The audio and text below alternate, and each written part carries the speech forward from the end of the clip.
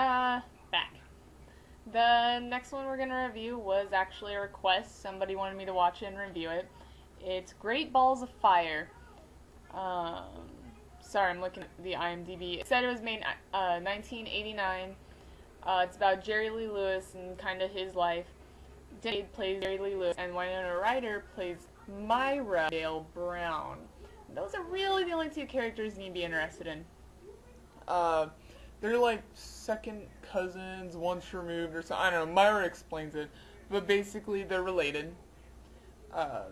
So there's that. Myra's dad plays in Jerry Lee Lewis's band.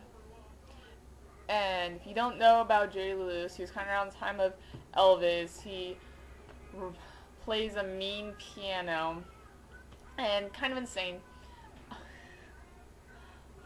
The movie. First off, I couldn't get over the fact that they cast Dennis Quaid as Jerry Lee Lewis. I'm sorry, I can't stand looking at that man. My sleepmate kept telling me that he's like Dennis Quaid when he's actually playing the movie. He's supposed to be playing like a 23-year-old Jerry Lee, like a 20-year-old in his 20s, early 20s, Jerry Lee Lewis. Dennis Quaid was 34 at the time. I understand the camera takes off about 5 years. I was told that. It doesn't matter. Dennis Quaid looks like he's always been about 45 years old. He hasn't aged from that, but then again, he was always like at that age. So no, I'm not gonna buy that he was supposed to be playing a 20-year-old because he looks 45 years old, and he's only 30. He's only 34. Dennis, I'm sorry, that doesn't speak well to your genes. Winona Ryder, they said she was 18 when she got cast, I think. Around 18. She was supposed to be playing a 13-year-old. Okay, that's the correct math, except no. Not at all. She still looks pretty old, and so it didn't fit the character that she was going for. Because what happened, I gotta tell you, I wasn't paying that much attention because it was kind of awful, and I didn't really care. And I was making snowflakes. Big snowflake disaster in my room, by the way.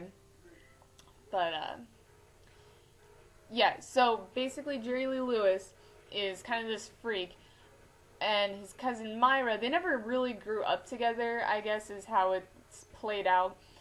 They end up liking each other. Now, given it was like 13, 23 years old, so it's about a 10-year difference, actually what happened. So, they end up liking each other, they end up getting married, and people get mad at that fact. I understand your cousin, but literally, she's 13 years old. That's not even close to being okay. Just, no. But, unfortunately, they didn't do a very good job casting. And I understand you can't do that because of some of the scenes that Winona Ryder had to do. Were bad. You couldn't actually cast someone who's younger than that. You could probably cast a 16-year-old and still get away with it.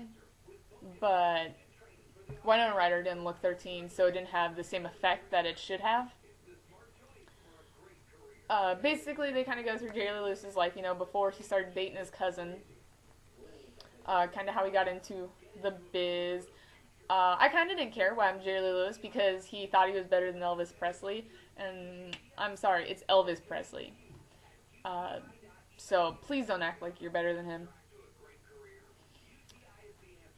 I really don't know what else to say. It's a terrible movie.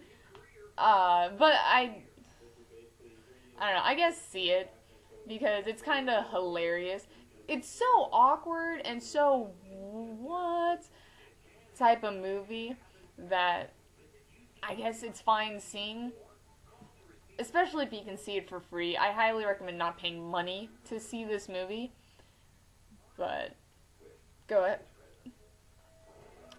I'm sorry if you're a fan of Jerry Lee Lewis. I'm not trying to get down on him. His music is fine. He's a good musician. I don't think he's better than Elvis, so I just didn't like that comparison he tried to make for himself. Anyway, skipping to the end of the movie because that's all I remember.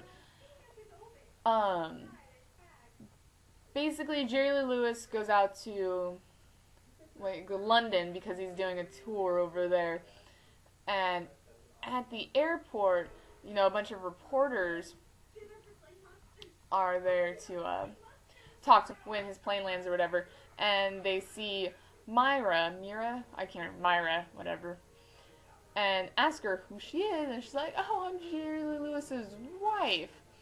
And she actually later the real Myra later admits that was a very stupid thing for her to say. She could have easily just said, I'm the bassist or bassist or whatever, his daughter, because she was as well. But, they found out, she said she was 15 years old, I think to the reporters, 15 or 16, but they actually found out that she was 13 years old. Britain blew up. They absolutely lost it. Which, yeah, you took it a little too far with how mad you got, but, we're just oh, no. But, it's whatever. And basically, his popularity went downhill. He had to cancel his tour early for obvious reasons. No one liked him. He came back to the States. He remarried Myra because he wasn't divorced from his second wife at the time when he married her. This was his cousin was his third wife. But he wasn't divorced from his second one, so he had to remarry her. And they made a big deal about it, and, he stuck with her. So I guess that was pretty good. That's an upstanding character. He says he really loved her. It's whatever. Ridiculous, but he's insane. So, he probably thought he really did. And, she's 13, so she's an idiot anyway. Basically, his life goes downhill. They tell him, hey, Jerry, you want to get back on top, you're going to have to apologize. So I can't really remember how this goes. I think he does. I don't know. Once again, I didn't really care. Here's the next part I remember. He comes home drunk.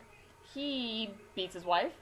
She's like, hey, you can't beat me anymore. He flips out of that comment. You can't tell me what to do, woman. But turns out she's preggo. And then I guess... then the next scene is they're in church.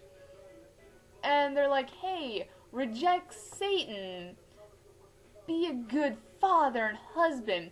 And instead, he's like, no thank you. I'm gonna go ahead and hitchhike with Satan back to the glory days. And he leaves. His wife is like, oh, well, looks like I'm going with him because it's obviously the better choice.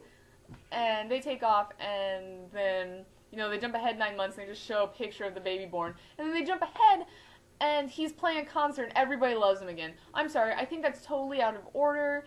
I don't think it actually showed what really happened to Jerry Lee Lewis, but, whatever. It's that movie. Once again, there was just one scene I really, really remember picking out that had terrible lighting in it, and that was the one thing I remember about the filming aspect of it. But once again, I wasn't really watching it. Didn't really care all that much because it's kind of terrible, like I've said multiple times. But do watch it, because no matter if a movie is terrible or not, I always gotta watch it. Obviously, some of the movies I reviewed, you will obviously think to yourself, I absolutely know it's going to be awful. Why would I waste my time? What else do you have to do? Really? So, I'll never turn down a terrible movie unless I know I'm absolutely not going to like it. And it's not even terrible movies I turn down. It's well-known, popular movies that everyone likes. I don't really want to see because I don't think I'll like it. So, yeah, once again, if you have any recommendations of movies that you watch, my 4 viewers I have, I noticed that's a pretty consistent number that keeps up with us. I'll watch them, I'll review them. I might do one more for tonight, so you might see this whole look again soon. Alright.